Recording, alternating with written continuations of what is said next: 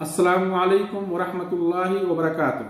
अल्हम्दुलिल्लाहि वहदह वस्सलातु वस्सलामु अला मन ला नबिय्य बअदह, अम्मा बाद। अमराज व वबाओं से निजात के लिए नबवी तरीका इलाज व मुआलजा भी है। नाज़रीन किराम, अल्लाह सुब्हानहु व तआला ने जहां कायनात में हिकमत व मसलहत के तहत बीमारी नाजिल की है, वहीं हर बीमारी का इलाज भी पैदा किया है। जैसा कि हदीस है, मा अनज़लल्लाहु मिन दाइन इल्ला अनज़ल लहु शिफा, रवाहुल बुखारी। मुस्लिम अहमद की एक रवायत में मजीद इजाफा है, अलिमहु मन अलिमह व जहिलहु मन जहिला, हस्सनहुल अलबानी, कि अल्लाह ने हर बीमारी का इलाज पैदा किया है। जो उस इलाज को जान सका वो जान गया, और जो जाहिल रहा वो नावाकिफ रहा।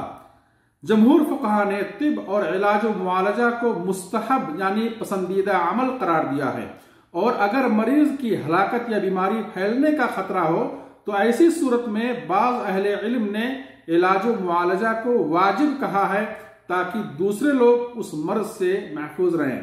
नबी सल्लल्लाहु अलैहि वसल्लम से जब तिब में खैर से मुताल्लिक सवाल किया गया तो आपने फरमाया, हाँ, यानी तिब व इलाज में खैर है, और किसी मर्ज का इलाज अल्लाह की एक अजीम नेमत है, और अल्लाह की किसी नेमत से फायदा उठाना दरअसल उस नेमत की कदर करना है।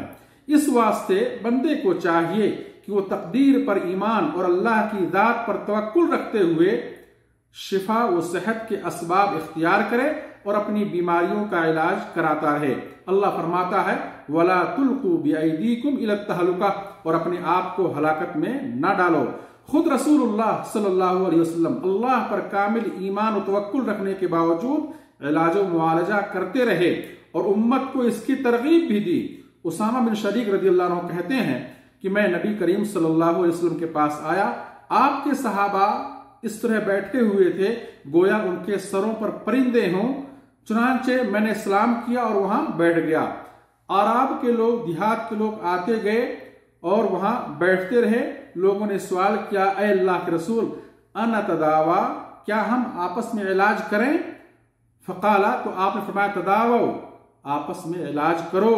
फ़इन अल्लाह लम यदा दाअन इल्ला वदा लहु दवाअन गैर दाइन वाहिद अल-हरम। इसको असहाब सुनन ने रवायत की है और अल्लामा अलबानी रहमहुल्लाह ने सही करार दिया है। यानी अल्लाह ने बुढ़ापे के सिवा हर बीमारी का इलाज नाजिल किया है, मगर ये अकीदा हो कि अल्लाह ही उस दवा और इलाज में ताखीर पैदा करने वाला है, और अल्लाह के हुक्म से मरीज शिफा याब होता है। जैसा कि हदीस है, लिकुल्लि दाइन दवाउन फइदा उसीबा दवाउन अद्दवा बरिया बिइज़्निल्लाह, कि अगर इलाज उस बीमारी के मुवाफिक हो जाए तो अल्लाह के हुक्म से वो मरीज शिफा याब हो जाएगा। ये बात भी वाज़ेह है कि अल्लाह ने किसी हराम चीज में शिफा नहीं रखी है और ना ही किसी हराम चीज से इलाज को जायज करार दिया है। एक शख्स ने इलाज के लिए शराब बनाई तो रसूलुल्लाह सल्लल्लाहु अलैहि वसल्लम ने फरमाया, इन्नहु लैसा दवा वलाकिन्नहु दा, कि वो दवा नहीं है, इलाज नहीं है, बल्कि वो एक बीमारी है। इमाम मुस्लिम ने इसको रिवायत किया है। एक दूसरी हदीस में आपने फरमाया, वला तदावु बिल मुहर्रम, रवाहु अबू दाऊद, कि हराम चीज से इलाज न करो। हुस्न नियत से हराम चीज हलाल नहीं हो जाती। अल्लाह से दुआ, अल्लाह हम सबको शरीयत के उसूल समझने की तौफीक दे। व आखिरु दअवाना अनिल हम्दुलिल्लाहि रब्बिल आलमीन। वस्सलामु अलैकुम व रहमतुल्लाहि व बरकातुहू।